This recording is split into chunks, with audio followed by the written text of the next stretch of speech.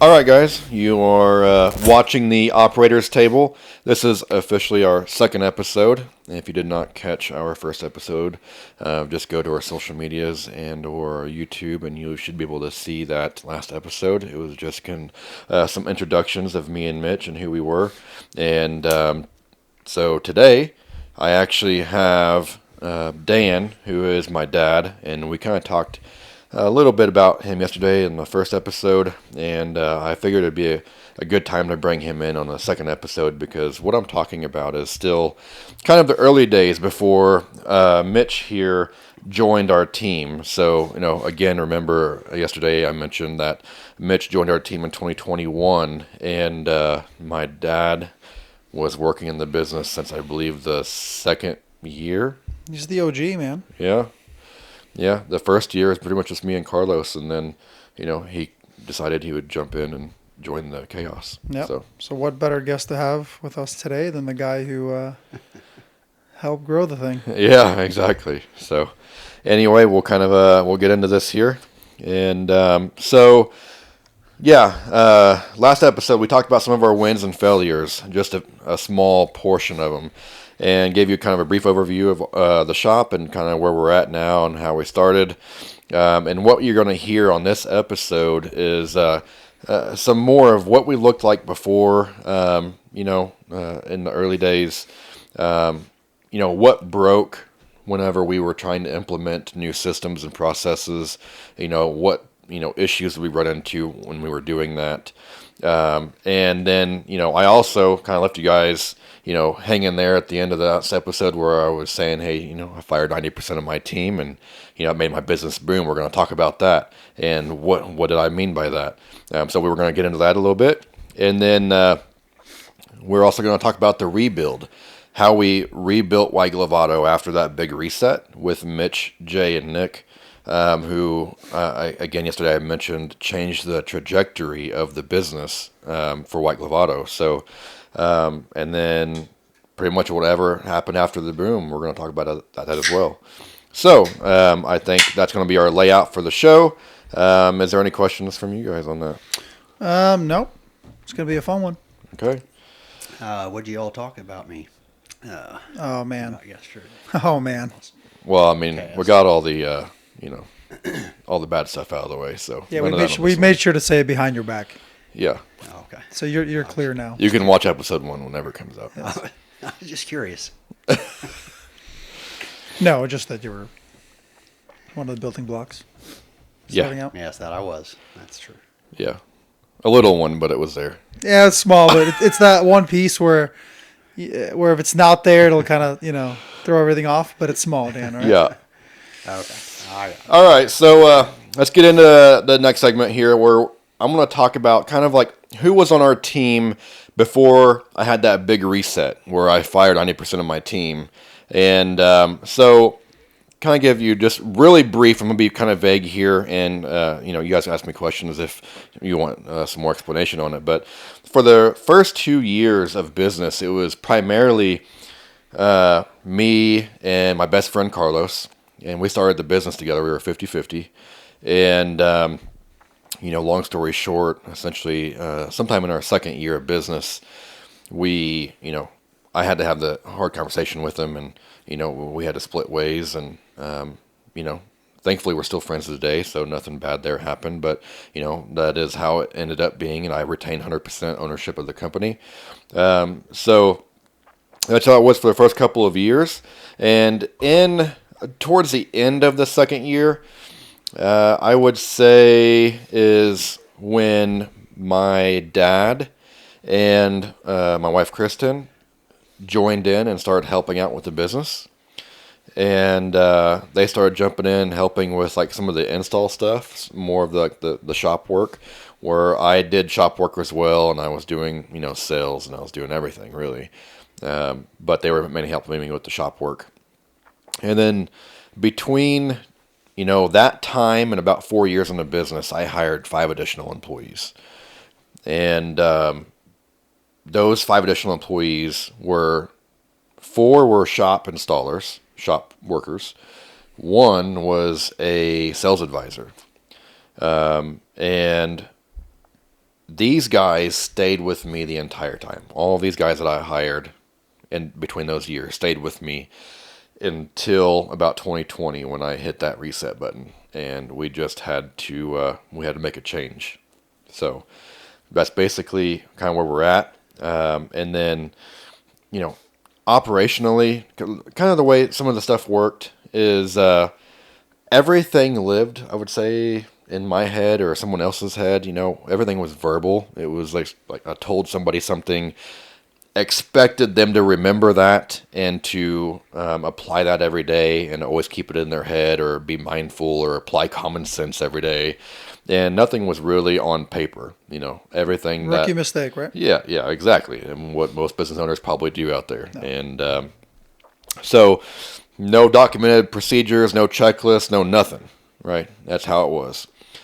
So quality from like our cars, like all the work that we did, varied from car to car depending on who worked on it and who didn't.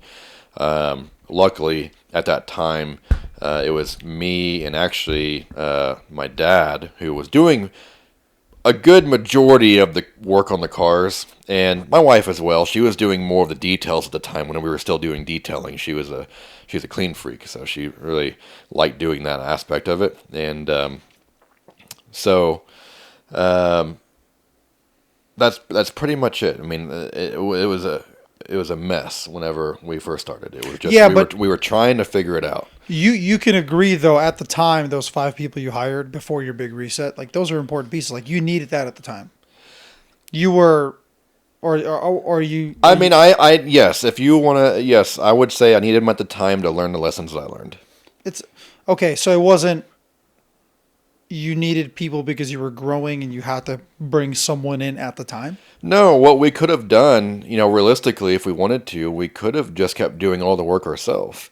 We would have just been booked out longer, and we would have been more stressed. We would have been working. I mean, we were already working 7 days a week a lot of times, and he probably even remembers that. I mean, it was a lot of days. That's kind of what I mean. It was necessary to bring someone in to not overwork yourself, to not be booked out, because you're going to lose business that way too. Yeah, pretty much. At the time, it was necessary. It helped you get from where you were to. It was necessary to a degree of, yes, let's try to relieve the stress on us 3. There you go. So. Yeah. This is kind of strange thinking back that through that time period, the few people that we actually had on the team, when looking in totality, I'm just thinking, God, it feels like we've had 100 plus team members over the years. And to just think back at the beginning and realize that we only had, a handful through that time period is just strange. Just hearing it and realizing it and knowing that, since then, we've had a ton of people that's come through the doors. Well, the business, I think, just saw so much more growth after. Exponentially. Yeah. So. Yeah. And so kind of getting back on track here is, at the time, I thought everything was going pretty good. I mean, I had the 5 employees. It was me, my dad, and my wife, Kristen. And, customers were coming back. We were putting out good work. And bills were getting paid barely. The team got along for the most part. Everybody, it seemed like it was doing good. I felt like it was all right, And, the first signs, I think, were I was starting to see that things were going wrong, or that they've been wrong. That I was just starting to see them. Just when you realized it. Yeah, right. So I think really when the same mistakes kept happening over and over and over, and it was me or Kristen or my dad having to fix these mistakes from other people all the time, or maybe it was just overall people just weren't getting it. They were just stuck in certain habits, or, maybe people were getting negative and I just wanted to ignore that, or, whatever. I mean, that's kind of like these issues kept adding up. And as they kept compiling, it's just more issues. I was starting to notice more and more and more, and it was just snowballing. And it was just like, gosh dang, dude. I mean, Then you feel like you're not in control anymore. And Yeah, it's just, I completely felt like I wasn't in control. Everything was a burning fire. I always had to be at the business, otherwise something was going to go wrong. I mean, it ended up being a nightmare, and it ends up being that way the more people that you add onto the team. Yeah. And so you got to figure out a way to control that. And basically, I mean, I couldn't even really leave the shop for more than like 1 or 2 hours. I mean, I would leave for lunch and come back, and I mean, everybody had questions for me. It was like, oh, you got to call this person back. This person is upset, or this employee couldn't continue working because there was questions had on the vehicle, whatever. And so it was really hard for me to get away. And from a business owner standpoint, it shouldn't be that way. well, you were a business owner and you were a manager at the same time, and you Yeah. were an installer and you were everything. Yeah, right. I mean, and I will say that maybe for the first year or two, maybe it is going to be that way. It's going to you're growing. You Yeah. can't Yeah. you can't afford all that stuff when course. you're in that stage of business. But you were wearing many hats, and you had to do that for a lengthy period of time. yeah, I definitely did. So anyway, we will kind of talk about like when we tried to actually implement some of our checklists whenever these things were starting to go bad, and I started noticing these things. Is I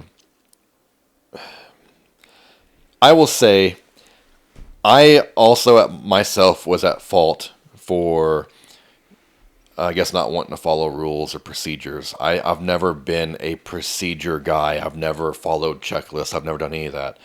And my wife, Kristen, I think is what saved me on this, because she is so procedure driven and so checklist driven.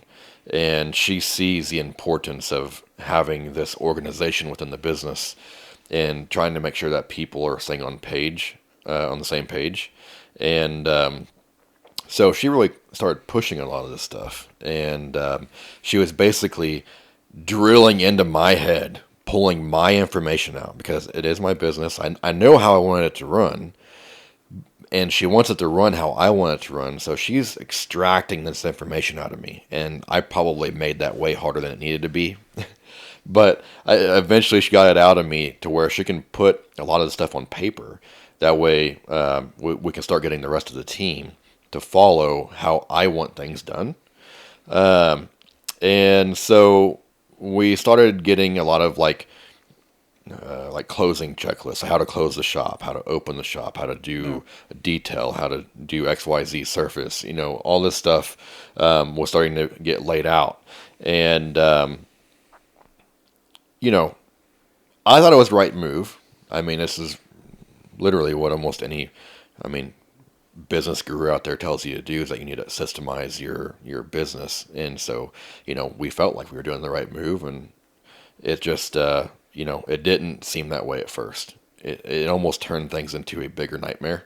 Yeah. Getting some of these things rolled out, because now trying to get everybody to be on that same page and get everybody to follow checklists when for so long they haven't been. And so how it actually happened is pretty much we did these checklists, right? And then we have a team meeting. We talk to everybody, and we're like, hey, these are now these certain checklists that we have to do every day. And they're going to be hanging up on the wall, XYZ. They're going to be in these areas, wherever.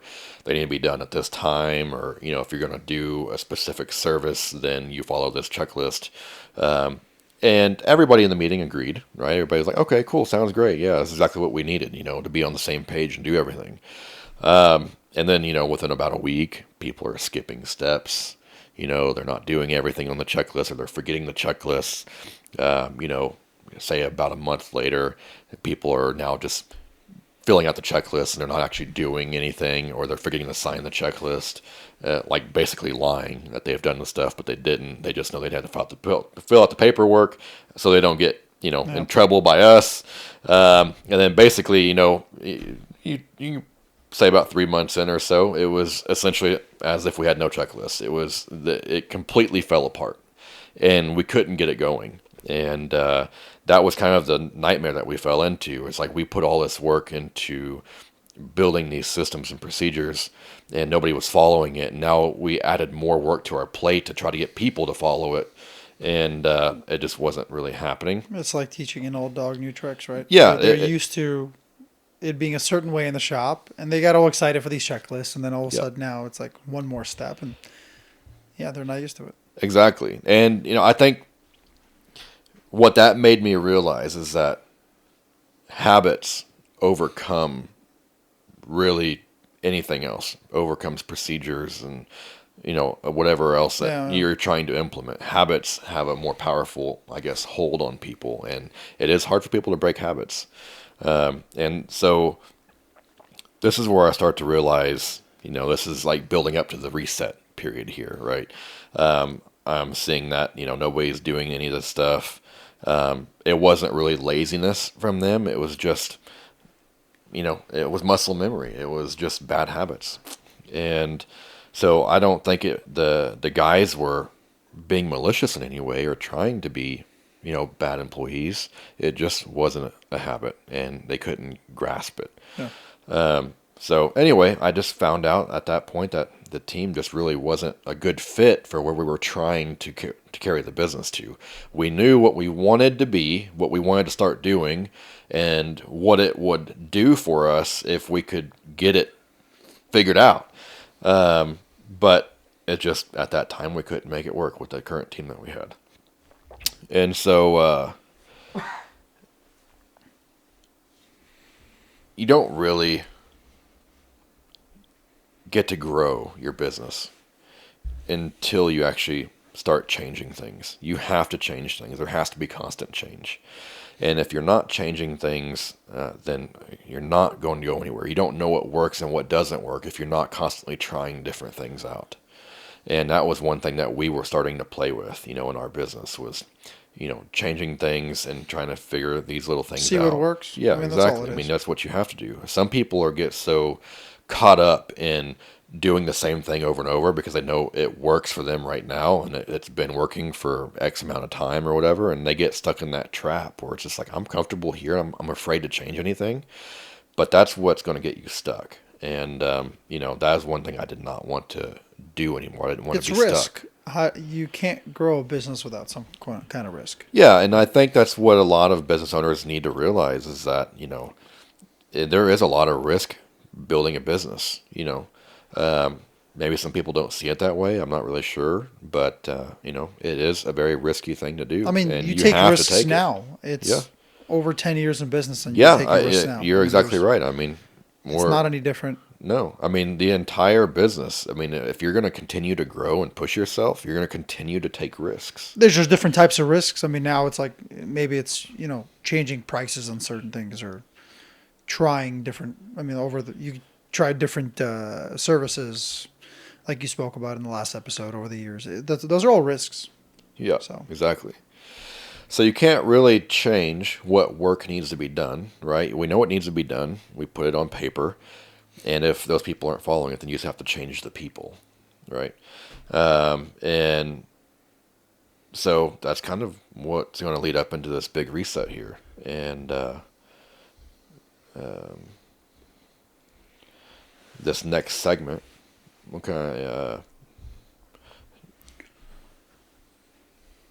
talk about, I guess, the reset itself. Basically, I told you guys earlier, I had 5 people on the team. And after the reset, we had 1 person on our team. It was still me. It was still my dad. It was still Kristen. And the 1 person I decided to keep on the team was actually a window tint installer that we had in the shop.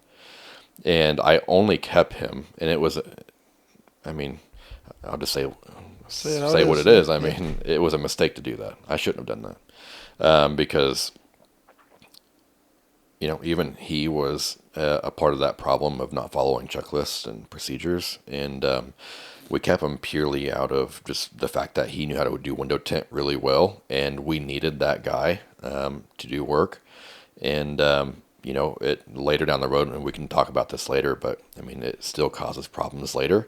And, that shouldn't have been anything that I've done. I should have just fired everybody, if not just keep that 1 person. I want to ask Dan, what were your thoughts when, I don't know if he had a discussion with you about him, letting those people go. What were your thoughts on that kind of change? Because you've been with him at this point for a few years, right? Yeah. You haven't experienced anything like that either. I mean, your son's in business. You were helping him out. Yeah, and I mean, do you even remember when that was? I mean, it's been a while. It's hard to remember back, Yeah. to those days. But I'm sure it was a little bit of a shock. When would you say it was? What would you be your best guesstimate there? Oh gosh, He's pulling his calculator up. Yeah. 2020. Hey, It's kind of that's a winner right there. That's a correct answer. So, pretty much the whole reset. Once I pulled that trigger and we eliminated these guys, it took, I would say, about a year to kind of start recovering from that. And how was it in the meantime? I mean, you've lost all your employees, or majority of them. I mean, and you still got work coming in. I will say that. Some long weeks. That's what it came down to, right? I mean, if you want to put it vaguely, yes, it was long weeks, but it was definitely hectic because again we were filling the workload for this many people. It was brutal but necessary. I mean, at that time, it was like basically me, my dad, and Kristen were working 7 days a week. We were putting in probably 110-hour weeks or more. Did you at some point think about it and just tell yourself, like, man, I regret doing that? Because at the time, of course, you got all this work and you don't have time to do it. Even like a week later, nothing I did I regretted. I did not regret any of that. The only thing I ended up regretting later was not also firing that other person I should have fired. Really? Yes. Even though you had all this workflow coming in? Because, even though I just said the reset took about a year to kind of like recover from, I mean, I already had other guys starting to come in. Basically, when one of the last guys we were letting go went out the door. There was like a little bit of overlap there. Is when Jay came in, and we mentioned Jay yesterday. He was one of the guys I hired to help change the trajectory of the business. And so there was a little bit of overlap there where I brought him in, and I knew that he was going to follow our new processes because it's normal to him. He comes into this business, he's going to follow it. It's just the way it is. And here you go. And it was kind of funny because whenever I think I remember when I hired him, and he was trying to do all these things the way I told him, and he was like telling me, like, dude, this other guy that's up here is not doing any of this stuff. But that was also the guy that was on his way out the door. And it just, I mean, it definitely was a hectic time period, but I mean, we started replacing people fairly quick. Did you bring in, were you only looking for experienced installers when you were getting your new crowd of people in? Or were you training them up? Yes, because I didn't really have our hiring process down at the time, and I didn't really know what to do except for look for experienced people. And so, I was looking for experienced people. And that is very hard to do in the Tulsa market because there's not really a whole lot of that around here, a whole lot of experience. And usually the people that are experienced are already business owners in their own shop. Sure. Here in Tulsa. It's also harder when your shop isn't as established yet as it is now. Yeah. I mean, you still have your difficulties, at times, but it's a lot easier when you have a nicer, bigger shop, more history, good quality, reviews from customers, and all these other things we have going for us now. So. Yeah, exactly. Yeah. And I would say one of the things that probably affected me the most about the reset, because I'm sure some people are probably wondering, like, how can you just like fire your team like that? Like, are you just being cold-hearted or what it is? It's like, to a certain degree, you almost have to be. Hold on. Leave your emotions out yes. of business decisions. Yeah. That is one thing. Make that very clear. One of my favorite phrases is you don't have motion when you have emotion. Yeah. Okay. I like that. Yeah.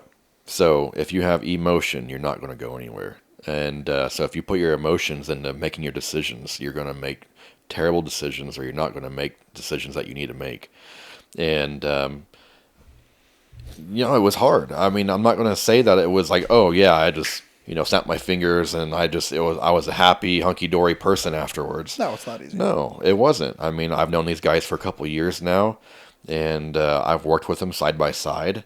And one of the guys that I think affected me the most was It's funny because he actually works for us now. He came back, and he's a sales advisor for us at the current time. But he loved White Glove, and he was my first employee I actually hired. My first actual employee on W-2 was him, and he was young.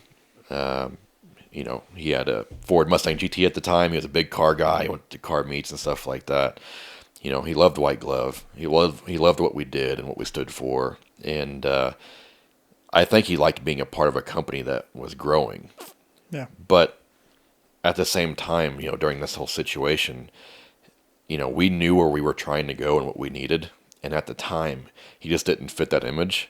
And even though, like, I knew his dedication to White Glove, I mean, having to let him go affected me definitely for at least a couple weeks, and my wife Kristen as well. It was a really tough fire.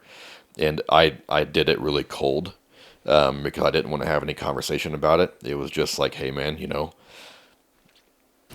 this is just what I got to do for the business. Yeah. It's like I know I'm sitting here trying to maybe force you to do all these things, and all this stuff is changing. I don't think you're happy. I'm not happy with how things are being, and I think we need to get happy together. So yeah. I think today's going to be your last day, and I think it's going to be the best move for all of us. And it didn't sit well with him either. And it was a pretty rough thing to do. But ultimately, I knew what made me okay with it is telling myself that it was for the better of the business, and that it's going to ultimately be what changes the path of White Glove Auto and gets us to where we are. And today. Sure enough, I mean, within a year, I mean, massive difference. Yeah. And we can talk about it here in a little bit, but I mean, if you want to put it in revenue numbers, we actually doubled in revenue because of how efficient we became. We got better people in. We were moving, man. Yeah. Yep. Tough decisions along the way. Yeah. So anyway, it was tough. Work was still pouring in. We didn't slow down work at all. I mean, we let all these people go. We just kept taking on all this work that we could possibly do. We were just working 7 days a week, 110-hour weeks most of the time. There was even days where we worked 24 hours around the clock. I mean, one of our good friends and customers of the company, Lambro Steve, which maybe he'll be on the show one of these days. I don't know. I don't know if he would do this or not, but would it be a fun time? Yeah, I mean, he pushed me pretty hard on a lot of stuff. He always wanted a lot of stuff done, and I mean, it's like I remember doing a wrap on his Lamborghini, and he was like, "Man, I got to get this done," and we stayed around the clock to do that thing, and it was I remember it was like this Trump wrap or whatever. It was for the election time at that. I remember seeing the pictures of it. Yeah, it was like 2020, the election, and we just had to get it done fast, and so we worked around the clock on that thing. All right, guys, we're back again. Another camera issue. I thought I had it figured out from episode 1 when it just randomly stops recording, and I've been trying to figure it out. I thought I had it figured out. Apparently my camera is just old as shit, and it can't support recording past 30 minutes, so lo and behold, I have to buy a new camera. And so anyway, that will not happen on the next episode. You may see it one more time in this episode going forward, but you might see it one more time in this episode, but it'll be done after this. All right, so basically where I left off at was, kind of how it affected me having to fire that one guy who was just very loyal to the company. And so anyway, kind of getting back into what we were talking about here, which is, talking about the rebuild. What happened after doing that reset, after firing all those people? What happened? So basically, this is where Jay enters the picture. Jay, again, I said there was some overlap earlier where he was coming in right when one of our last guys was going out the door. And he came in 1 month before the COVID shutdowns in 2020. Great time for him to start. It was a great time for him to start. It was too, because I remember vaguely when you brought him on, you all had that conversation about sales, and he assured you that he was going to knock that out of the park. So he was committed, and he was going to drive the sales. And then boom, yeah, COVID hit. So Yeah. He came in. He was all gung ho, man. He was super positive. He was like, I'm ready to go, go, go, go. And then, about 3 weeks into it, we're gonna have to close the shop for a couple weeks. And it's kind of funny because he was the kind of guy where he was just like, man, whatever I can do to help, make things better during this time, let's do it.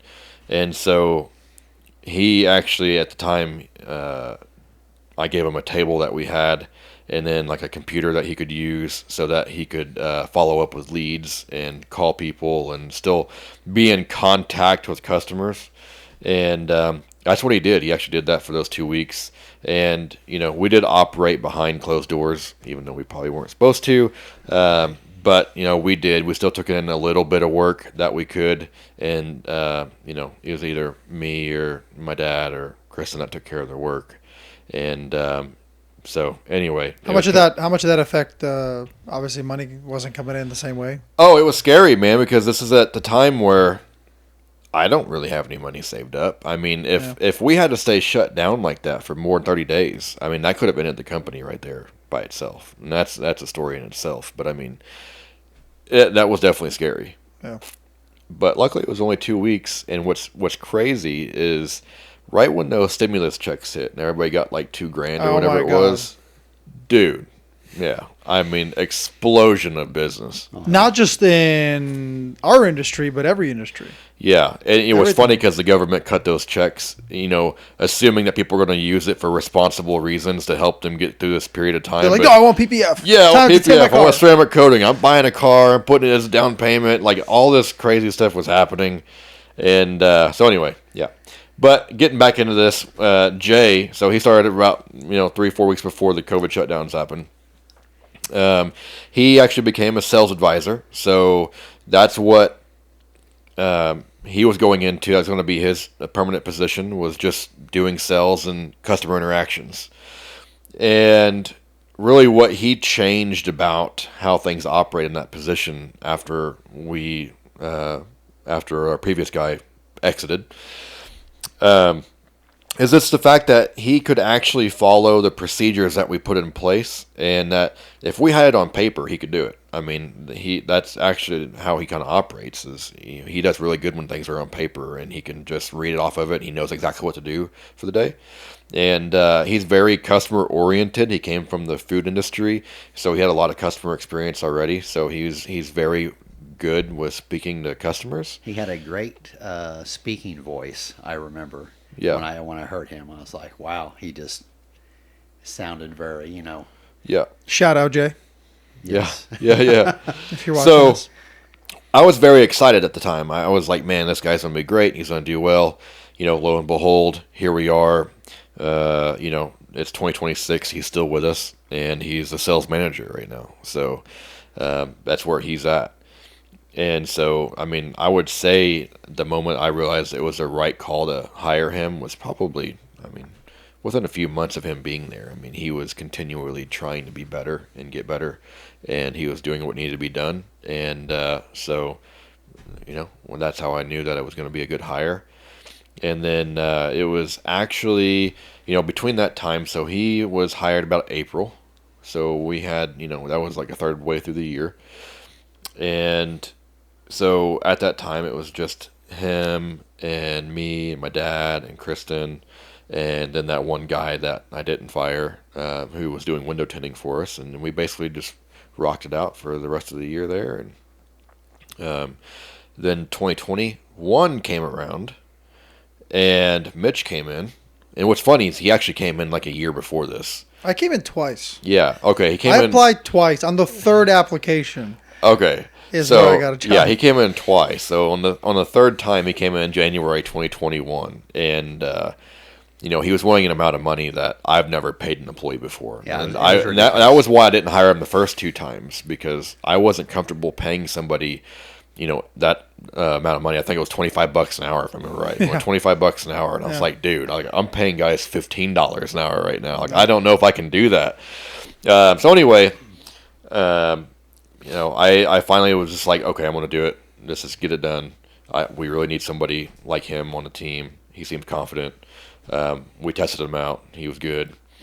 And Fake it till you make it. yeah. Well, yeah, you brought exactly. that vinyl experience that we didn't have too much of at the shop, Well- and we were trying to get into that service, if I remember correctly. Yeah, it was mainly me and Kristen doing vinyl, and we did decent at our wraps. I mean, I would say it was pretty good quality, but it wasn't years of experience. I mean, we were just getting into it. Me and Kristen had probably a year of experience at that point, and then Mitch just leveled that game up for us. So Yeah, I'll much. tell you from my perspective, when I came in the third time,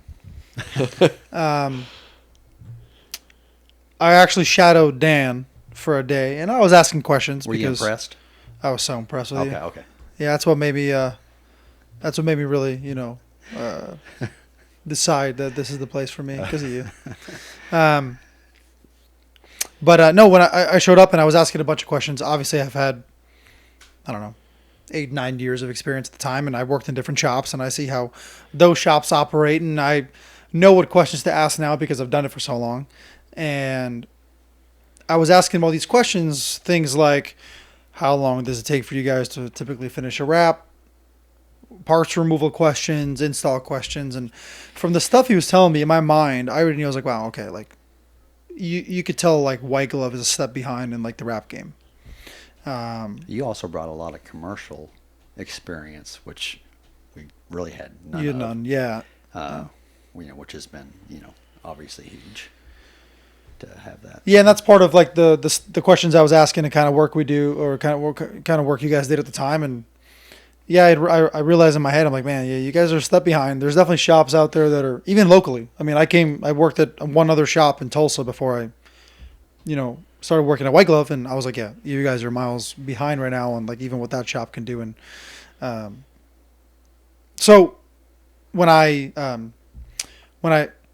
joined the team, I instantly felt like, okay, like I feel like I could fit in perfectly here because you guys really don't have anyone right now who can just step in in a full-time position and just install vinyl wrap. So Yeah. definitely saw like a big change after that. Yes. Yeah, and that was one of our biggest improvements right there was when we hired Mitch, and he kind of, like I said earlier, changed the game for us in the vinyl side of things. And, it really helped us kick off our vinyl services. And then, but I can't remember the exact timeline from that point, from whenever we hired you to when I spoke to you about being a shop manager. And, I mean, that had been probably within a year, I think. It was, well, yeah, it was probably 6 months. Yeah. And I actually remember what you said still. It's crazy. Some things stick. We were on our anniversary every year. We had like a company event, and that year you had everyone. We closed the shop for the day on April 1st, which is the anniversary. And for that day, everyone was able to bring their cars into the shop. Yeah. And we had a younger kid at the shop who wanted to learn how to vinyl wrap, and he had no idea what he was doing, and he brought his car in. And I was helping him out because I didn't really have anything to do on my car. I was kind of just like, okay, let me help you out. Why not? And I've been training guys up to that point. I've probably, I mean, there's multiple people that I've trained throughout the years. Yeah. So I was like, sure, I'll help you out.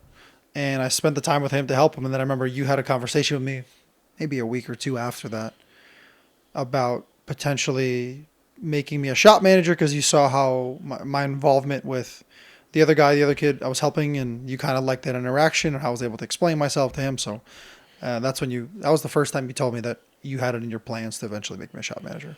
Yeah, and I remember I talked to you about it too because it didn't happen right away. I was just like, hey, this is something because I've never had a shop manager before. I was the shop manager, and that was one of my roles that I didn't really want to give up. But I was just like, man, obviously me and Kristen talked about it, and we're just like, maybe it would be a good idea. And so, I talked to him about it, and it didn't happen right away. It took like it was like 7-8 months. Yeah, it took a while. Yeah. Because we had to kind of get ready for that position. I was like, okay, what am I doing as a shop manager, and how can I get this position ready for him so he can just kind of take it and run? And so anyway, it took a little while for us to get that down. I didn't just want to like throw them into something that had no structure whatsoever. Yeah. But yeah, that was kind of a crazy thing. Yep. And then obviously it's a whole nother conversation, but like from where I was starting as shop manager, and Dan helped me out a lot because he was kind of also playing that role with you at the time. Yeah. And At that point, you had never been a manager before, have you? no, not officially titled. I mean, the shop I worked at before, all we did is vinyl wrap. It was all commercial vinyl wrap. And I had more experience than the other two people in the shop.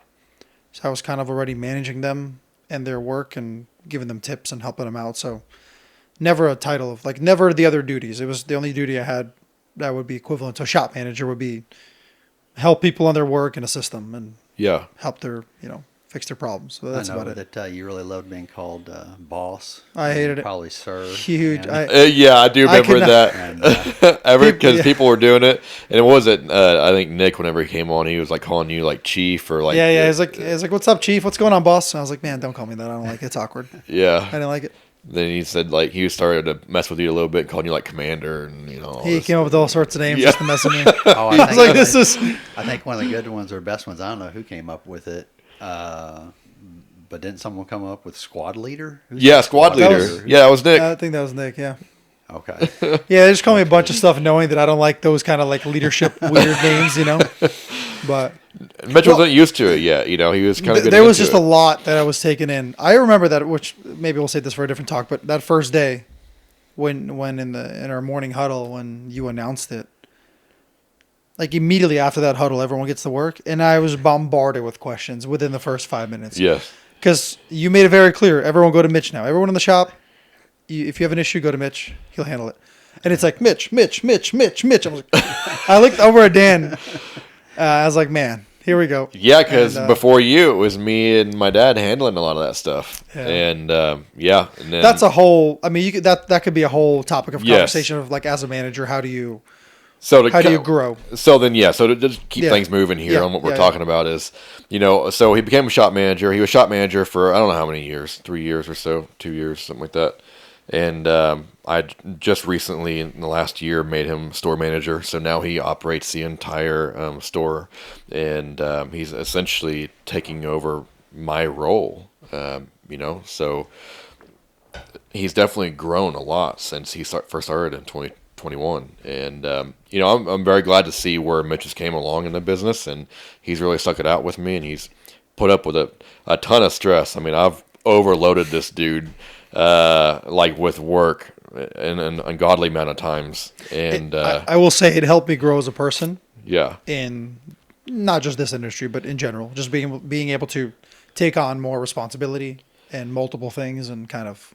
I figure it out. probably, yeah, and I took advantage of it. Don't get me wrong, I definitely took advantage of that because it's like, I started asking him to work on weekends, and when we had like weekend projects or like late hours, and you were putting in, I mean, some weeks it had to have been at least 80 plus hours. I mean, you were working. Yeah, I mean there were times. Yeah. for Definitely, you and Jay have both just put in an astronomical amount of hours. Yeah, and Jay always puts his foot forward. He's like, man, if you need me, whatever you need, Yeah. I'm going to be there. And, that's what I'm talking about here. These guys are what really changed the trajectory of the business because of their willingness to want to work more and do more for the company and get it to grow and do something. And so now I have two key players here where I have, I had Jay on. He's already been there for almost a year by the time Mitch comes on. And then Mitch comes on. And then it was probably about 4 or 5 months after that, we hired Nick, which he's currently our active shop manager. He's who replaced Mitch whenever I promoted him to the store manager. And so he was hired in 2021 as well, about the summertime. And he stepped into just a window tint installer role. He just came in as a window tint installer. He had previous experience from a dealership. And, he came in and he ran with it. I mean, he had a kind of a tough start there for a little bit, trying to get into the rhythm of how White Glove does things, because at dealerships, it's like, there's turn and work out. They don't really care how it looks, how much contamination there is, whatever. They just need to get it done. And at White Glove, it's like, no, it's got to be like perfect. Or Yeah, damn near he perfect. knew how to flip that Yeah. switch. And it took him a little bit, but he got there, and he tried. He came in, though, similar to myself probably in the vinyl wrap. For him, window tinting, like, if you want to get a company to the next level, you hire like next level people who can do what you currently cannot Yeah. as a company. And he stepped up and like his window tint, like he was fast and he was efficient and his quality was really good. Yes. And aside from Dan at the time who was tinting, and obviously, Dan's had great quality always. I try hard. But now you have another guy to step in, and yeah, he was again like he's like, wow, okay, like we need this. Yeah. And he was able to. I remember him when he came in for his job shadow too, and I know he's got a story there, and I don't remember all of it. I remember some of it. He came in his shorts, I believe. Because he was out at the lake. He was at the lake camping or something or hunting. I think he was hunting. He couldn't get changed. He forgot about his interview. Okay. He's like, oh shit, I have an interview. He like rushed down from his hunting trip, sat down, and I remember I was at that interview with him, and I still remember looking at him like, man, this guy's not really dressed for a position here at the shop. He looks like he's, it looks like he's trying out for some outdoor show. How serious is this guy about? He is a big outdoors guy. To give you a little bit of context there for him, he's a big outdoors guy. But I mean, he was honest. He was honest about it. Like, hey, I forgot. That's on me. Let's move on. And he really didn't think he was going to get hired. I remember him telling me that. Yeah. After. That. I mean, probably coming in the way you're dressed. So he was right. He was surprised. Yeah.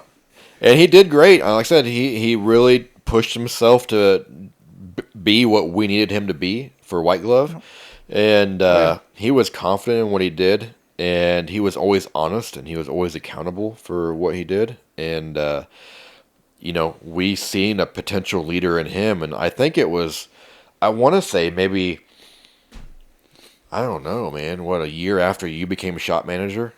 I had a conversation with Nick. I think we brought it up in a manager meeting where it's like, hey, if the position became available for you, would you want to be a shop manager? Well, it was a tent lead that you actually turned. He first became a tent lead. Yeah, we did make him a tent lead. Yeah, so that was probably the first tent trainer. Technically, yeah. So anybody who came in for window tinting at that time, he's the one that trained him. And then he pretty much helped all the other tin installers reported to him any issues they had, and he kind of controlled the whole tin in the shop. Exactly. But then we did have a conversation with him actually after that about the shop manager thing, and he was like, yes, I would be interested in that.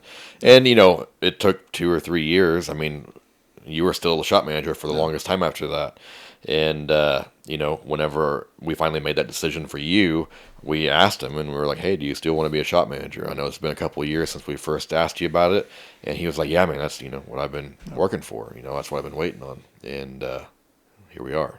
He's in that position. And I know that he really helped change the game in window tint for us. I mean, he came in and he showed us some techniques and things that, we didn't know about. That's exactly why we made him a trainer, because he was showing us these different methods on window tinting that made things so much easier or faster and better quality. Oh, he was so efficient. Oh, and he was fast, and he's still fast. I mean, he's a fast tinter. Not a lot of people can go up on the speed and keep that quality maintained, but he was. Usually, it's a give and take. Yeah, the faster you go, the lower your quality, or vice versa.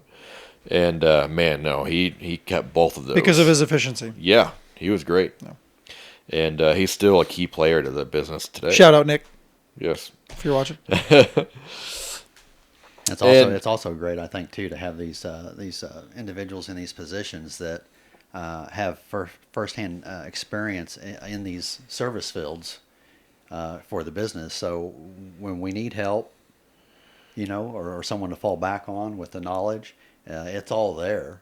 I mean, it's not like these individuals come off of like a college education and have no service experience and went into these manager roles. I mean, they've come up through the company, through the services, and I mean that's huge in my mind. Yeah. And benefits the company and the people a lot. Yeah, and that's also another conversation that we can get into. But I mean, we would never hire a manager off the street to take over a manager role. I'm a big believer since working at White Glove of hiring within. Yeah, you bring have people up who know how the company runs and promote you've within. Been.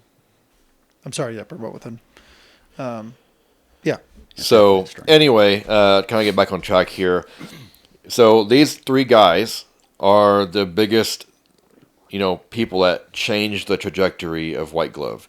And after the reset, the main thing here is that they had no bad habits that I had to undo. They came in with fresh minds. They came in knowing the systems as we had them at that point. And we were very clear, too, that I can't even remember whenever I told you, whenever we first hired you. And maybe you can tell me, but I was pretty sure we became very transparent on, hey, we do checklists, we do procedures, we do these things, and you have to follow them, and things change all the time, and we're growing, and so this stuff is constantly changing, and if you can't deal with that, then it probably isn't going to be a place for you. Yep. And, That's exactly what happened. Yeah, is that what I told you? Yeah, there were things in place at that time. Obviously, since then, a lot has changed too. Yes. But yeah, no, that's essentially what it was. And I'm pretty sure that's what I told Jay, it's what I told Nick, and it was like, hey, we're doing these things, and if you can't deal with changes, and if you can't deal with doing procedures and checklists and sticking to it, then this isn't going to work out. I'm telling you right now, before we even get into this, that's not going to work out for you if you can't do it. Yep. And they all were like, yeah, it's no problem. I'm coming in, I'm doing it. And they did. And here they are, still today. And they're all in manager roles. All three of those guys. Yeah, it's kind of impressive. Yeah. Yeah, thanks, Dan. It's probably the nicest thing you ever said to me. And it's recorded. Top 3 at least.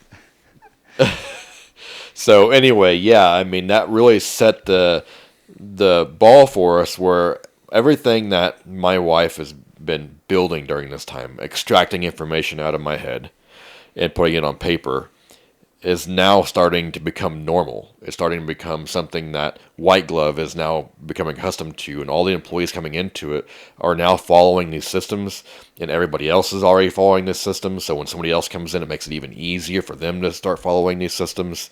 And man, I mean, things got so much better. So yeah, I mean, when we had that big reset and we fired all those people, and we got rid of these guys, I mean, 1 year, I say within 1 year, I mean, the company was completely different. It was a completely different animal. If those guys that we let go a year sooner came back, they would have no clue what to think. It was a completely different show. Yeah. I know all the processes and procedures that she built is what's really been like the glue that's kind of held, us together so firmly, and has been just a tremendous tool and asset in regards to us bringing on new team members and everyone being consistent with their work throughout the day. The consistency has been, just off the charts, and a lot of that, goes back to her creating all those. So. And, when we talk about checklists and procedures, we're going to talk about that in, another show, and we're going to kind of deep dive into this and what makes it a good checklist, or what makes it a good procedure, or how what should you put on these, and what should you not put on these procedures or checklists. And we'll get into all of that. But right now, I'm still kind of just trying to fill you guys in on some of the background of White Glove and show you where we came from, because I think it's really going to be kind of important for everybody to know that we've been through this. We know what we're talking about. And, so just hear us out, because I'm betting it's going to help at least some of you guys out there who are trying to start your own business, or people who are 100%. stuck. Yeah, for sure. So, all right. So in our next segment here, we're going to talk about the boom, basically afterwards of the big reset, right? So I think I said it earlier in the show, pretty much within our first year, we didn't quite double, but we almost doubled. I think we were doing like $700,000 in revenue the year before we did that reset. And then a year after doing that reset, and we have, these new guys, we were up to like 1.2 million. We went up like $500,000 in revenue that year. And then the next year after that, now that Mitch and Nick and Jay have been there for a while, and they're they're efficient in what they're doing. They're used to white glove now. I think we went up to like 1.8 million, if I remember right. Another $500,000 in revenue, essentially. crazy I mean, growth. we were making massive steps in our growth, and so our revenue trajectory definitely skyrocketed from that point forward. The customer experience overall, now with Jay handling customers, he wasn't a negative person. He was always very positive. He always handled customers very well. And then we were getting work out very efficiently in the shop, and so we were getting cars done on time. Not all the time. I mean, we're human; things do happen. But I mean, we were getting a lot more efficient in everything that we were doing and becoming better as a company. And so the customer experience in general was becoming a lot better. And I think that word of mouth started to spread more. And so our customer base was really starting to, grow. And, the reset itself, I mean, if you ask me what it cost, I mean, it really only cost me a lot of my time, a lot of my dad's time, a lot of Kristen's time. And, we put in a ton of work in to build it to what we needed to be and put all this effort in. It was literally just work and home. There was no life in between that. And so what it cost me was a lot of time. It didn't really cost me money because we still maintained the workflow that was coming in. We just put it all on ourselves. And the couple of guys that we had there at the time as we were kind of filling in the gaps through this reset period. And but the return of it has been massive. Yes, it certainly has. That was probably the single biggest moment in my company history that really changed us. And so for any of you guys out there who are maybe thinking the same thing for yourself, or maybe you have a team of guys and you're trying to make changes, but maybe they're not following those changes, or maybe you're afraid to get them to push them to do something different because they're so used to doing something. You just have to do it. If you want to grow, if you want to expand, if you want to be a better company, if you want to be a better owner, you have to just do it. You have to have some tough conversations. And don't get me wrong, I'm not saying, just fire people. You need to honestly make sure you try first. Like for us, we made all these procedures and checklists and procedures, and we tried to implement it. We tried to get it going, and it just wasn't working. It wasn't working at all. And so we were just like, well, we have to change the people. Yeah, they all had an opportunity to get on board. Some did, some didn't. But well, majority didn't. Right. Majority didn't. But now we've got we've got an extremely strong team. You've got, all the people that you want, and our turnover is next to, non-existent. It has been for a long time. Yep. Oh, yeah. So that's been a big strength. All right, guys, as we said earlier, there's going to be at least one more cut there in the video as we reached our 30-minute mark on that section. So this will be the last cut that you're going to see. We'll get back into it here, though.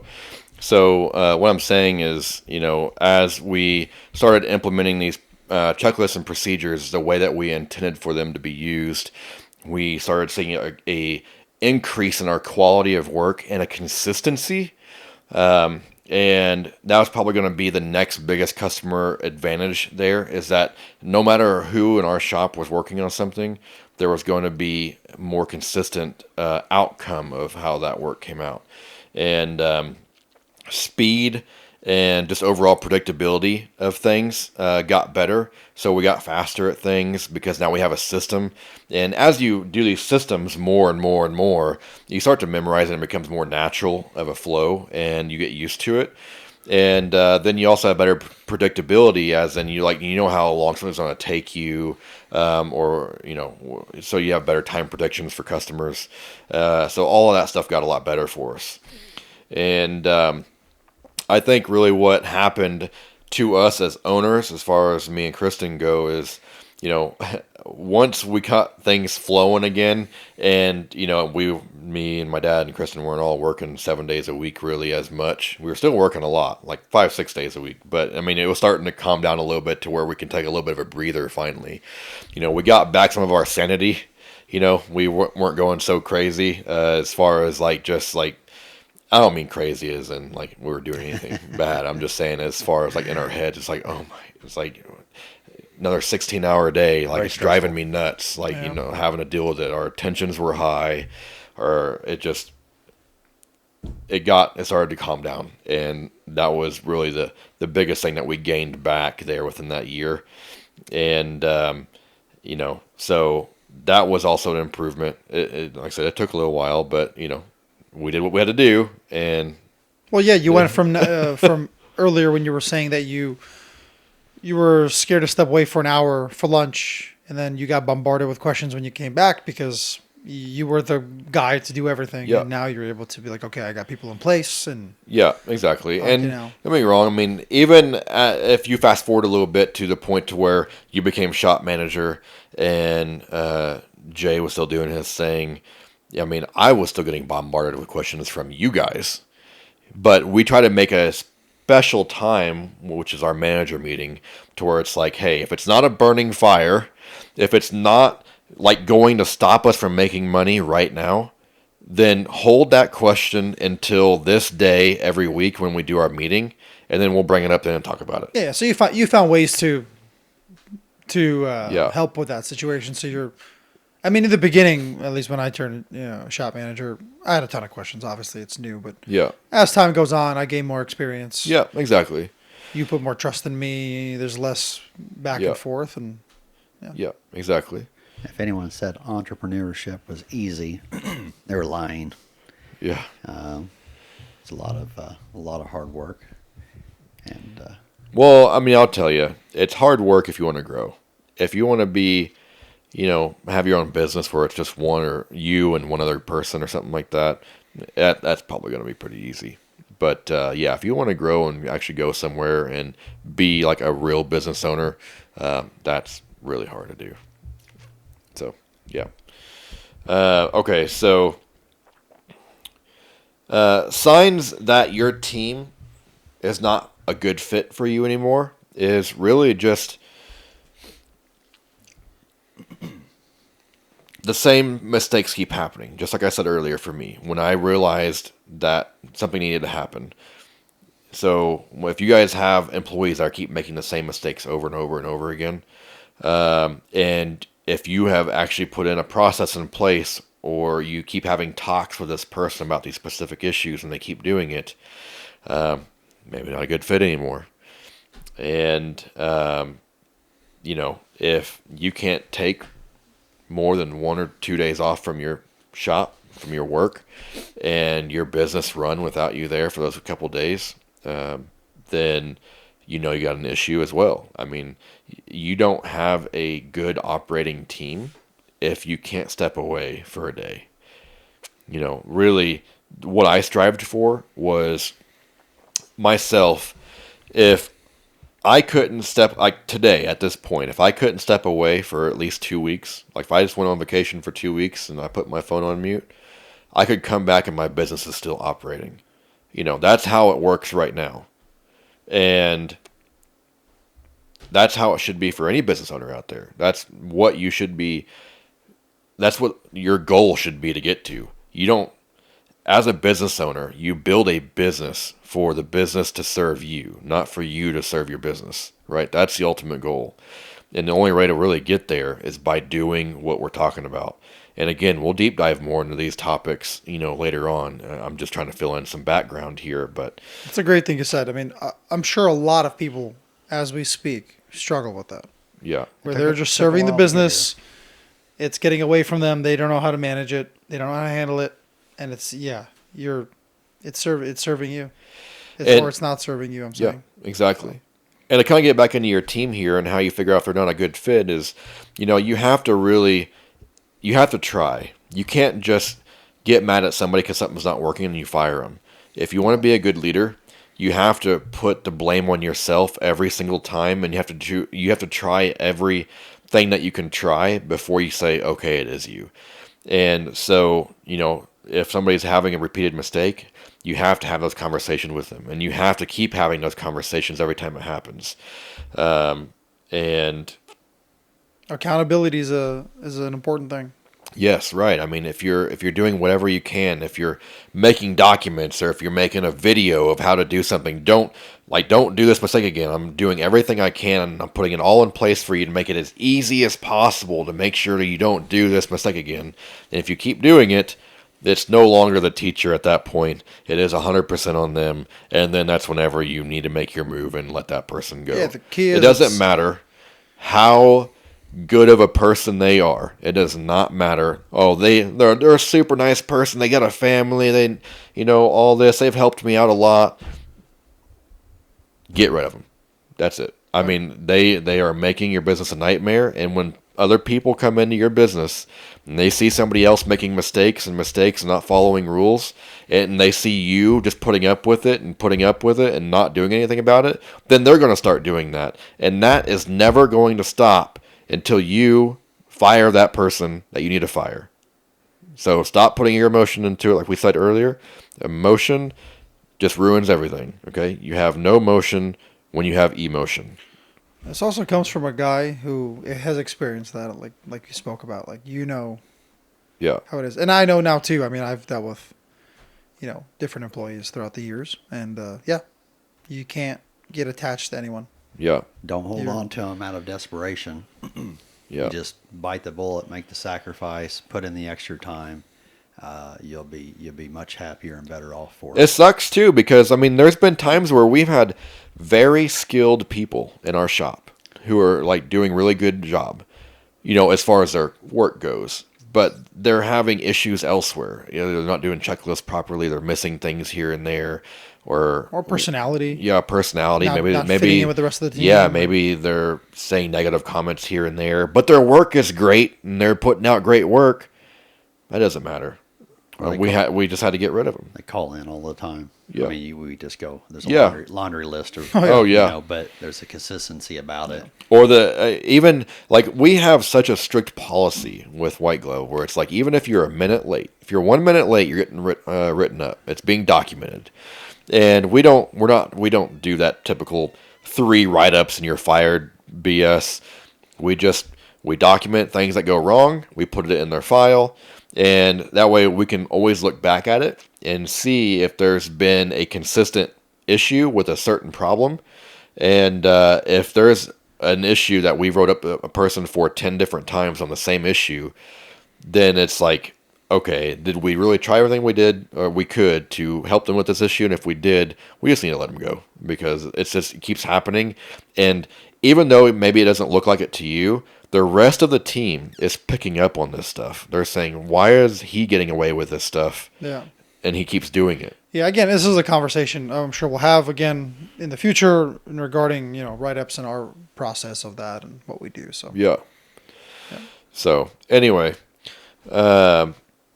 what do you do for a reset? If this is a position that you're in right now where maybe you need to do something I did, where you got to fire a majority of your team and hire a completely new set of people, how do you plan for that? How did I plan for that? I'll tell you right now that for me, it wasn't much planning. I am more of a reactive person, and I mentioned this guy earlier, Lambro Steve. He was a good mentor and a friend of mine. And yes, he was a customer of mine first. But I really took a lot of his advice. And because he runs successful businesses. And he is not afraid to tell you the truth because he's been through it as well. And he's not going to BS around. And he always was just straight with me. He's been in our business a lot. He's seen how our team operates. And there'd be times where it's like, man, it's like this guy over here is like working super slow. And every time I come in here, he's always working slow. Why do you still have him here? Or XYZ, there was something like that. And I never really listened to him. But, when we started getting fed up, we did ask him and we got his opinion and we got our people's opinions. And it was just like the ultimate decision was we have to do a big reset. And so I just basically was like, we got to make it happen now then. There is no planning. It's just make it happen now. If we want to make a change now, like there is no getting ready for anything. It's not going to be easy to do. These people are good people and, they're good people as far as their personalities go, but they're bad for the business. And You can't let emotion get in your way. Just need to cut ties, make it happen now. Just rip the Band-Aid off and get it done. And that's the way that we handled that situation at that time. But, maybe somebody else can't do that. I don't know. At least for me, I had my dad and I had Kristen helping me. Maybe, you guys watching don't have a family member or a friend to help you out, and it's just you. And if you fire everybody and it's just you, then yeah, maybe you got to do a little bit more planning and be more strategic about it. And and if that's the case, then maybe you just need to have replacements ready, and then you fire somebody and replace them instantly with that person. But for me, it was just like we ripped the Band-Aid off, and that's what we did. There was really no perfect way to do this. Yeah. It's just figure it out and make it happen, and you'll figure it out along the way. Every situation is different, but I think ultimately it's important to understand that you were given this advice from a mentor of yours who has been through this. Yes. And now you're given advice saying, hey, now I've been through this. Yes. It's necessary. If it's necessary, get it done. Yes. How you go about it, of course, is different in every situation. Yeah. But exactly. And, some people are probably going to ask me too, like, if it cost me any money. It didn't cost me any money. It cost me, again, a lot of my time. I now had to inject so much of my life into the business, so much of my time, in order to keep the revenue flowing, so that there was no slowdown in revenue coming in. So it didn't really cost me anything. Now, when I did hire people to replace them, I did pay these guys at a higher rate. So, I mean, if you want to put a dollar figure on that, I mean, I guess that no, but those guys getting paid more are producing better work more efficiently. Exactly. You're able to get more work done. You're not really losing anything. Yeah, and and maybe you don't see that right off the bat, but after several months and you're seeing the numbers come in, it starts to make more sense of this is definitely worth it. As a matter of fact, it should make you more money. Yeah, exactly.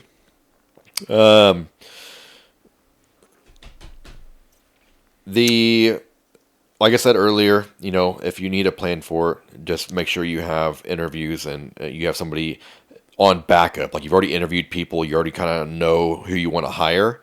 And so then you let your one person go and you immediately bring this other person in. That way there's like no overlap.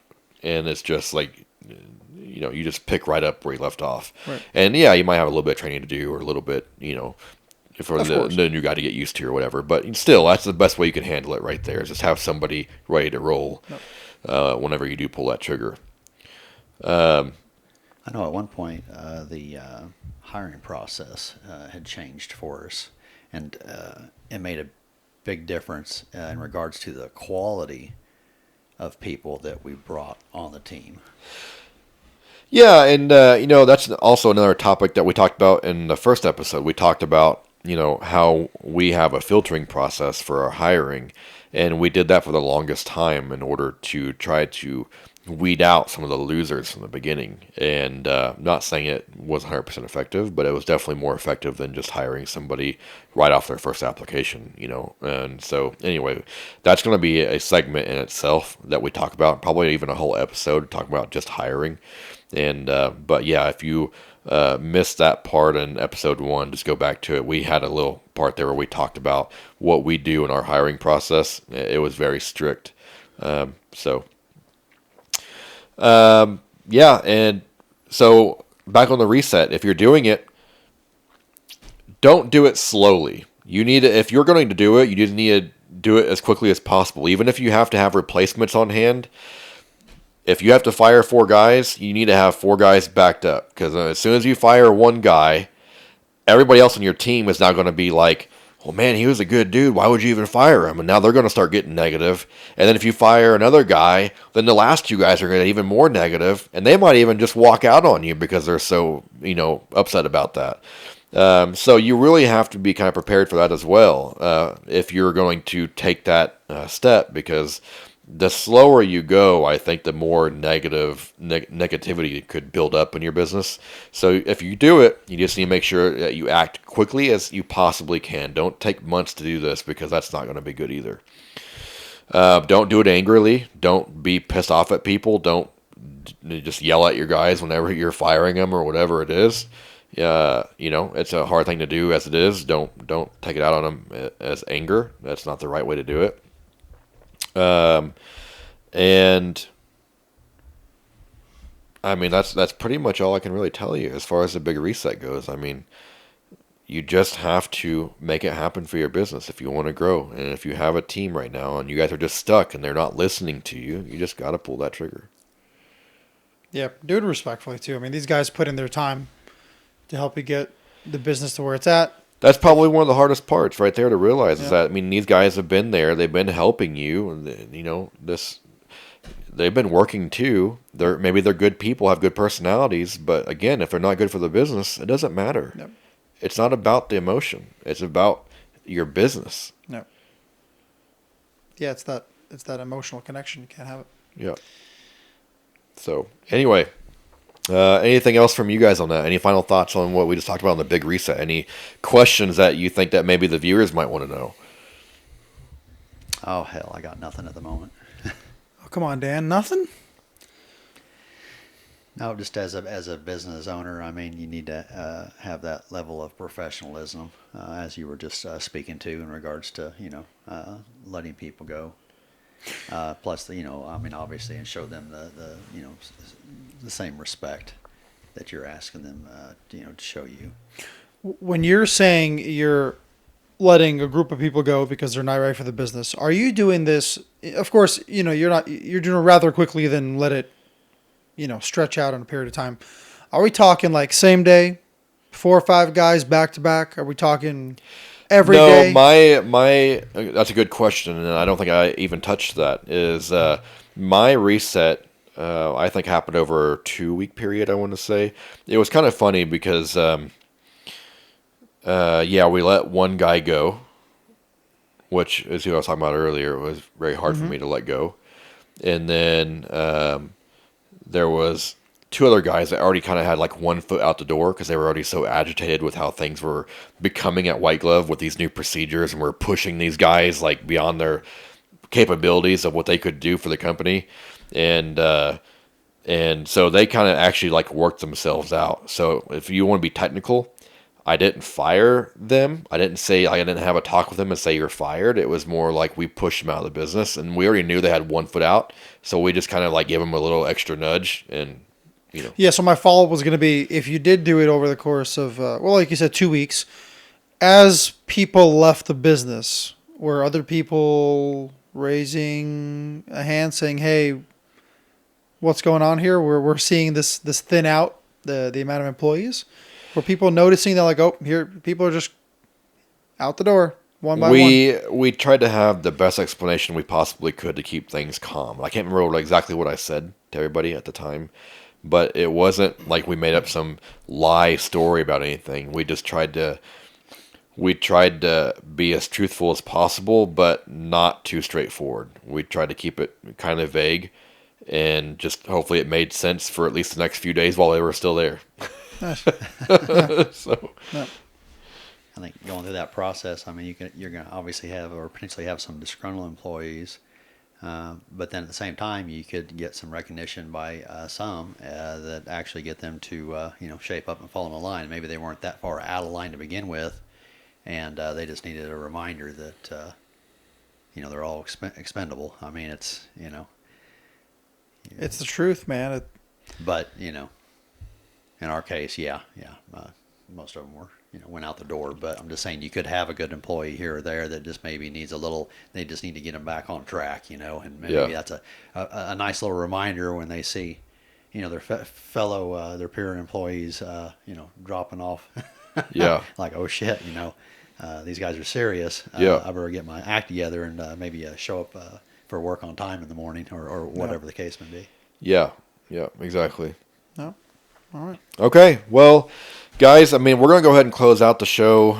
Just 3 takeaways here that I want everybody to just keep in mind is sometimes a big reset is necessary in order to grow, and you have to keep that in mind. And I really encourage anybody who's listening to this right now to please send us a DM on our socials or at our email, theoperatorstable@gmail.com.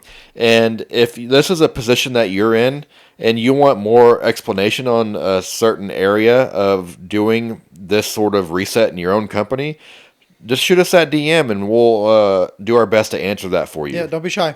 Yeah, Reach out I mean, to us. this is a huge thing, and no owner wants to do this. No owner even wants to think about doing it.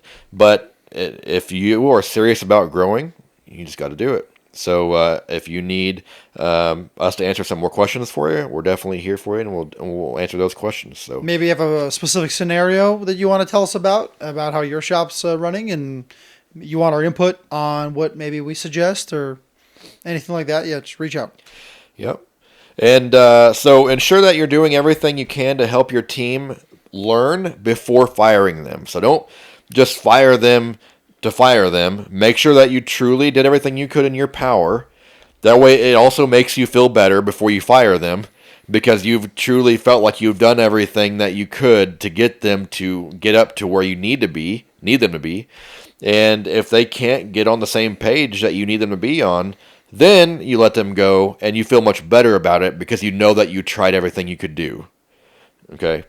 And then just be ready to buckle down. If you do this big reset, again, you have to be ready for that workload, because you're going to be injecting yourself back into the business and trying to replace all these bodies that you just got rid of if you don't have other people already stacked up to replace them. Yep. So those are the three biggest takeaways here from this show. And for episode 3, we're going to talk a little bit more about money. And so if firing 90% of my team was the hardest thing I've ever done, raising my prices was probably the scariest thing. So next week, you'll learn why I waited too long to raise my prices and the day that I decided to pull that trigger and how that affected White Glove Auto's growth. So don't forget to like and subscribe. Please share this show with at least one business owner that you think could benefit from this. And again, send us a DM on our socials or at our email, theoperatorstable@gmail.com. And for now, that's another show in the books. I also want to say a big thank you for Dan for joining us, our first guest. It's very fitting that it's him, so thank you for joining us. Yes. It was fun. And guys, don't forget, if it's not working, it's probably you.